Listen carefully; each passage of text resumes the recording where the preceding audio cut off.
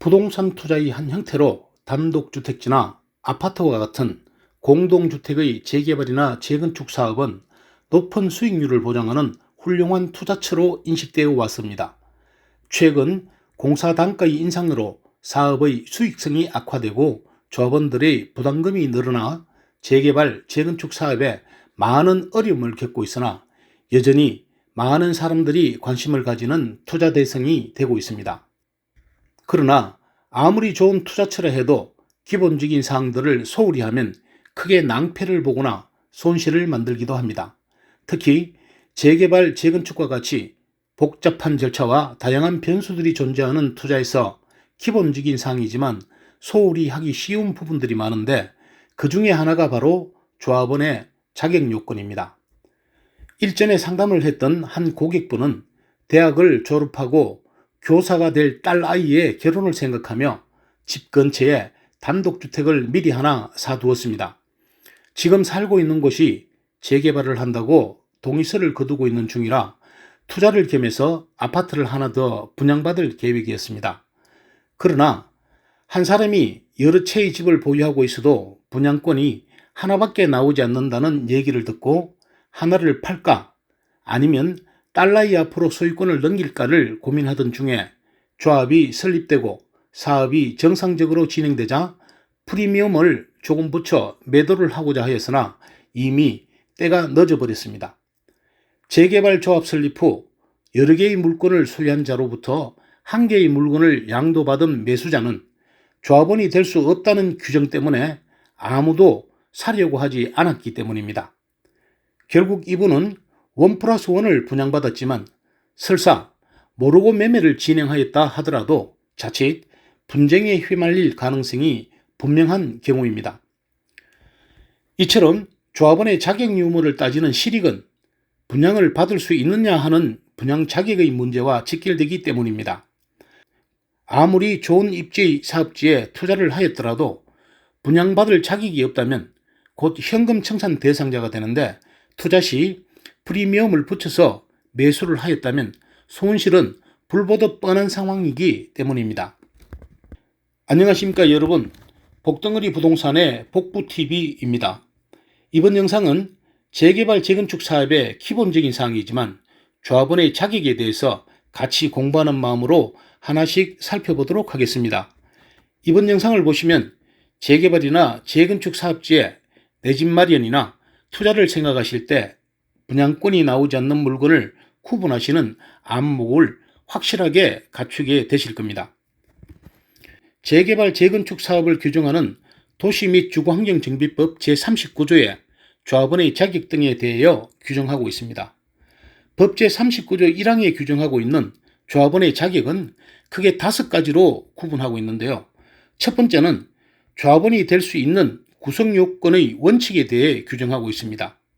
두 번째는 한 개의 물건을 여러 명이 공유로 소유한 경우에 대한 것과 세 번째로 다물건 세대, 즉 여러 명의 세대원이 각각의 물건을 소유한 경우에 대한 규정, 네 번째로 조합 설립 인가 후 한 명의 토지 등 소유자로부터 토지 또는 건축물이나 지상권을 양수하여 여러 명이 소유하게 되었을 때 조합원의 자격은 누구에게 주어지는지에 대하여 규정하고 있습니다.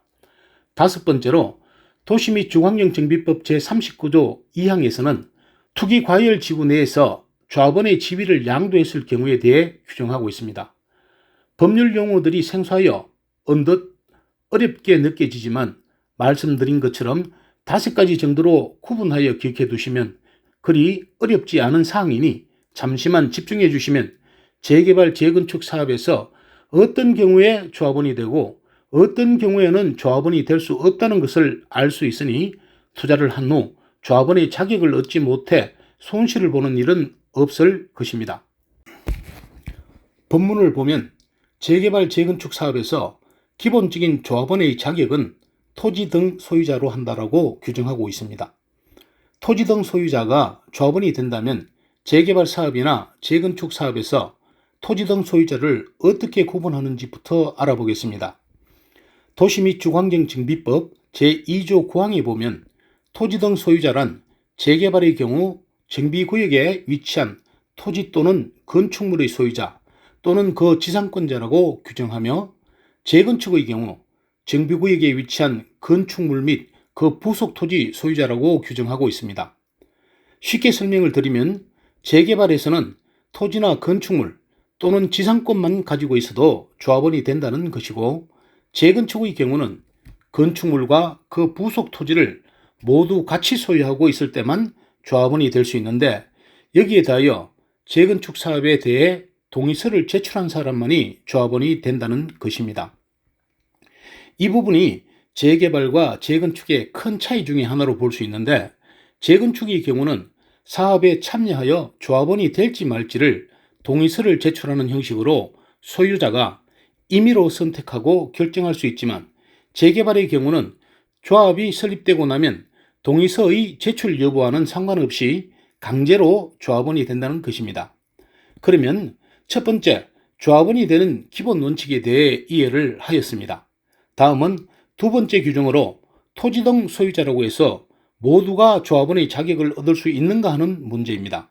결론적으로 토지 등 소유자라고 해서 모두가 조합원의 자격이 주어지는 것은 아닙니다. 조합원의 자격 유무는 실제 어떤 장점이 있어 이리 엄밀하게 구분하느냐를 한 번쯤 생각해 볼 필요가 있습니다. 조합원이 되면 조합원으로서 권리와 의무가 발생하는데요. 이는 주로 조합의 정관에서 규정하고 있는데, 국토교통부에서 고시한 표준정관의 내용을 보면 조합원은 정비사업비를 부담해야 하는 의무와 철거와 이주에 대한 의무를 부담하는 동시에 총회 출석권과 의결권, 그리고 임원 선임과 피선거권, 그리고 분양 청구권을 가지게 됩니다. 이 중에서 금전적 가치가 가장 큰 분양 청구권을 얻을 수 있느냐, 얻지 못하느냐가 조합원의 자격을 통해 얻을 수 있는 가장 큰 실익이라 하겠습니다. 토지 등 소유자라고 해서 전부 조합원이 되지 못하는 것처럼, 조합원이라고 해서 모두가 분양 청구권을 행사할 수 있는 것은 아닙니다. 이 문제는 조합원의 분양 자격에 대한 별개의 문제로, 분양 자격의 유무는 각 시도, 지자체의 조례로 위헌되어 규정하는 부분이 많아 따로 살펴봐야 하겠습니다. 이 두 번째 사항은 토지 또는 건축물의 소유권과 지상권이 여러 명의 공유에 속하는 때, 즉 한 개의 물건을 여러 명이 공유로 하고 있을 때에는 여러 명을 대표하는 한 명만 조합원 자격을 가질 수 있습니다. 이 문제는 한 개의 물건을 많은 사람들이 공유하게 되었을 때 투기가 발생할 수 있는 문제를 차단하기 위함입니다. 흔히 지분 쪼개기 형태로 만들어지는 이 문제는 공유의 시점에 따라 사정이 달라지기도 합니다. 통상적으로 공유의 시점이 이곳에 정비 사업을 하겠다 하고 해당 관청에서 정비구역으로 지정 고시하는 시점을 권리산정 기준일이라고 하는데, 이 권리산정 기준일 이전부터 공유로 되어 있는 물건에 대해서는 투기와 관계없는 사항으로 보고, 해당 시도의 도시 및 주거환경정비조례에서 정하는 기준에 따라 공유자 각각에 대해서 조합원의 자격을 부여하기도 합니다. 세 번째는 다물건 세대에 대한 규정입니다. 여러 명의 토지 등 소유자가 한 세대에 속하는 때에도 그 여러 명을 대표하는 한 명을 조합원으로 본다는 것입니다. 이는 가족 중에 여러 명이 각각의 소유권을 가지고 한 세대를 이루고 있는 경우에도 조합원의 자격은 가족 중에 대표로 선임되는 한 사람에게만 조합원의 자격을 준다는 것입니다. 이 규정에서 주의 있게 보아야 할 부분은 동일한 세대별 주민등록표 상에 등재되지 않은 배우자 및 19세 미만의 직계 비속은 한 세대로 본다는 것에 주의하여야 하며, 한 세대로 구성된 여러 명의 토지 등 소유자가 조합 설립 인가 후 세대를 분리하여 동일한 세대에 속하지 않을 때에도 한 세대로 보아 여러 명을 대표하는 한 명을 조합원으로 본다는 것입니다. 다만 이 경우에는 이혼이나 19세 이상 자녀의 분가에 대해서는 세대별 주민등록을 달리하고 실거주지를 분가한 경우에는 각각의 조합원 자격을 인정한다는 점을 관심 있게 봐야 할 부분입니다. 분양권을 얻기 위해 부부간에 이혼을 한다는 거야 어렵겠지만 19세 이상 자녀의 분가는 가능한 사항이니 유념하셔야 할 것 같습니다. 네 번째로, 조합 설립 인가 후 한 명의 토지 등 소유자로부터 토지 또는 건축물의 소유권이나 지상권을 양수하여 여러 명이 소유하게 된 때에도 여러 명을 대표하는 한 명에게만 조합원의 자격을 부여한다는 것입니다. 이 경우에는 서두에서 예로 들었던 사항으로 이 규정을 미리 알았더라면 조합 설립이 되기 전에 미리 해당 물건을 매도하거나 딸라이에게 소유권을 이전하고 분가를 시켰더라면 더 좋은 결과를 얻을 수 있었으리라 생각됩니다. 다음은 법 제39조 2항의 투기과열지구에서 조합원의 지위양도에 관한 규정으로 투기과열지구에서는 재건축 사업을 시행하는 경우 조합 설립 인가 후 그리고 재개발 사업을 시행하는 경우에는 관리처분 계획의 인가 후 해당 정비 사업의 건축물 또는 토지를 양수한 경우에는 상속과 이혼으로 인한 경우를 제외하고는 조합원이 될 수 없다는 규정입니다. 물론 이 규정에도 예외의 규정은 있습니다. 양도자의 소유 및 거주 요건과 근무나 생업상, 질병치료 등의 이유로 예외 규정을 두고 있으나 금일 주제인 조합원의 자격이 너무 복잡하게 느껴질 것 같아 다루지는 않겠습니다. 정리를 해보겠습니다. 재개발 재건축의 조합원 자격은 토지 등 소유자로 합니다.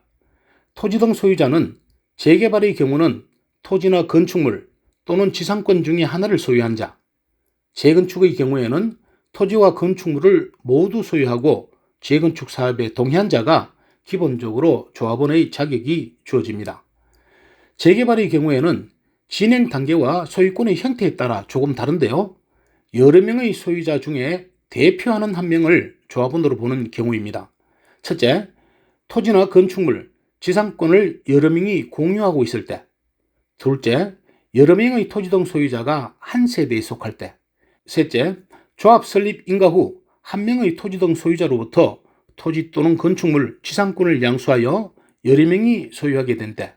이상 세 가지 경우에는 대표하는 한 명을 조합원으로 보고 분양권은 한 개만 준다는 것입니다.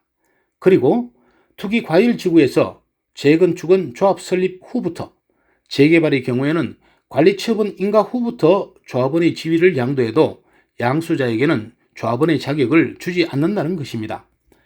이처럼 재개발 재건축의 조합원 자격은 분양 청구권이라는 조합원의 권리를 얻을 수 있느냐 하는 문제와 직결되어 투자의 중요한 관점이 될 수밖에 없는 것입니다.